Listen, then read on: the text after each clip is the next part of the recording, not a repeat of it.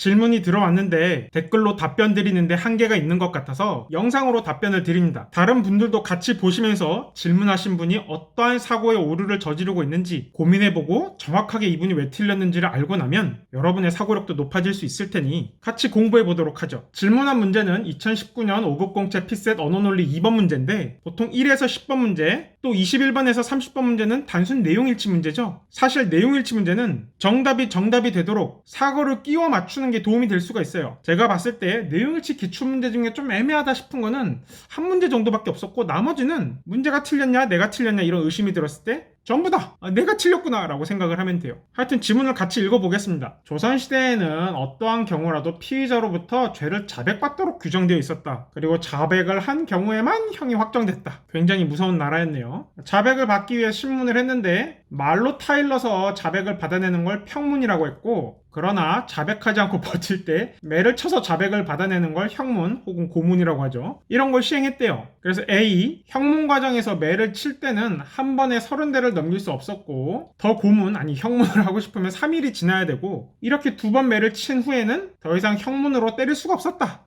그러면 피의자는 말로 했을 때 바로 자백하면 한 대도 안 맞고 버티다 몇 대까지 맞을 수 있어요? 최대 60대까지 맞을 수 있네요. 60대는 어떻게 나온 거죠? 30대 곱하기 2번. 그래서 0대부터 60대까지 맞을 수가 있더라. 하여튼 평문이나 형문을 통해서 범죄 사실이 확정되면 본형이 집행되었다. 그런데 본형으로 매를 맞을 사람에게 형문 과정에서, 그러니까 자백받는 과정에서 맞은 수만큼은 빼주도록 규정이 되어 있었다. 이런 것을 상계한다고 하죠? 피셋이나 리트 준비하는 분들 중에 상계라는 단어 어휘를 모르는 분은 없을 거라고 생각해서 제가 이야기는 하는데, 혹시라도 모른다면 사전 열심히 찾아보세요. 이 정도 어휘력은 있어야 돼요. 예를 들어 정월이 음력 몇 월인지 이런 거 모르면 피셋이나 리트 칠 수가 없어요. 이 정도 어휘력이 있어야지만 문제를 풀 수 있다. 하여튼 본형을 집행하려고 할 때 형문을 상계해 준다라는 내용이네요. 또 형문과 본형에서 맞은 매의 합계가 그 죄의 대가로 맞도록 규정된 수를 초과할 수가 없었다. 그 형문과 본형을 막론하고 맞는 매의 종류는 태형과 장형으로 나뉘었다. 태형은 작은 매 50대를 넘길 수가 없었다. 반면에 장형은 우리가 사극 같은 데서 많이 본 곤장인데 60대부터 100대까지 칠 수 있었다.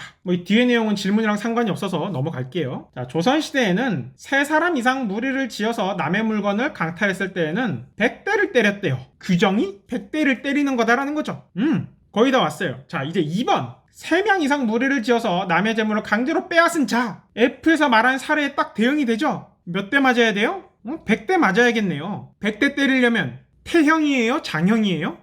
장형이죠? 그래서 장형으로 처벌했다가 적절한 거 찾는 문제에서 2번이 정답이었습니다. 그런데 어떠한 질문이 있었느냐? 2번에 H 3명 이상 무리지어서 강제로 빼앗은 자는 F에 해당하므로 100대를 때려야 된다. 여기까지는 다들 동의해요. 그런데 장형으로 처벌할 경우 G에 따라 형문이나 본형이나 매의 종류가 같아야 하므로 형문에서 60대를 맞고 본형에서 60대 이상을 맞아야 된대요. 즉 최소 120대를 맞아야 된다. 그런데 C에서 뭐라 그랬냐? 매의 합계가 규정된 수를 초과할 수 없다 그랬죠. 120대 때리면 100대를 초과하게 되는 것이므로 안 된다. 따라서 장형으로 처벌하는 것은 적절하지 않다라는 주장을 했는데, 이 질문에 크게 2가지 오류가 있습니다. 느껴지나요? 일단 첫 번째, 형문에서 왜 60대를 맞죠? 저도 처음에 이거 질문 받고 이해가 안 돼갖고 몇 번 물어봤어요. 왜 60대를 맞냐? 장형은 60대부터 100대까지 친다 그랬으니까 일단 앞에서 60대를 맞아야 된다라는 거예요. 그거 맞아요? 아니죠. 맞도록 규정된 수가 60부터 100 사이면 뭘로 쳐야 된다는 거예요? 그때 장형으로 치라는 거지. 장형은 60대부터 칠 수 있으니까, 즉 지금 100대를 맞아야 되는데 60을 초과하는 요 부분만 장형으로 때릴 수 있으니까 이 부분은 형문에서 맞아야 된다는 거예요. 그 말이 맞나요? 아니죠. 애초에 형문 없이 그냥 자백을 해서 평문으로 바로 올 수도 있어요. 형문으로 60대까지 맞아야 될 이유가 결코 없다고요. 지문 어디에도 그런 내용이 없죠. 죄의 대가로 맞도록 규정된 수가 60에서 100 사이 정도로 아주 나쁜 짓을 저질렀다면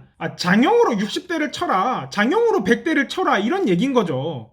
100대를 맞을 경우에 60부터 100까지만 장형으로 맞으라는 게 아니라 60대가 넘어갈 정도로 나쁜 짓을 한 애는 전부 장형으로 때리라는 의미죠. 일단 이게 잘못됐고요. 만약에 형문에서 60대를 맞고 이제 들어왔어요. 그리고 100개가 선고됐죠. 이때에 상계를 하여 본형에서 40대만 때리면 이에 어긋나게 되나요? 이가 본형에서 무조건 60대 이상 때려야 된다는 뜻이에요? 아니에요. 그렇게 설명이 안 돼 있잖아요. 이 선지를 판단하는 정상적인 과정은 F에 따라 100대가 선고되고 그 선고에 따라서 그럼 얘는 태형 맞아야겠네. 그러고 나서 때리기 전에 너가 형문 과정에서 맞은 거를 빼줄게. 이렇게 되어야 되는 건데 질문한 분은 선고된 이후에 형문 과정에서 맞은 걸 빼고 그 다음에 무엇으로 때릴지를 본 거예요. 판단을 해나가는 순서가 완전히 잘못됐죠. 정리하자면 선고를 기준으로 장형과 태형을 골라야 되는데 질문하신 분은 선고를 고려하지 않고 하여튼 상계된 결과로서의 그 숫자를 기준으로 장형과 태형을 골랐기 때문에 적절하지 않다. 형문에서 몇 대를 맞든 간에 H는 최종적으로 100대를 맞게 되고 이건 변함이 없죠. 100대를 맞게 되므로 장형, 곤장으로 맞는다. 이게 끝입니다. 이해를 돕기 위해 예를 들어보자면 우리나라 형법에서는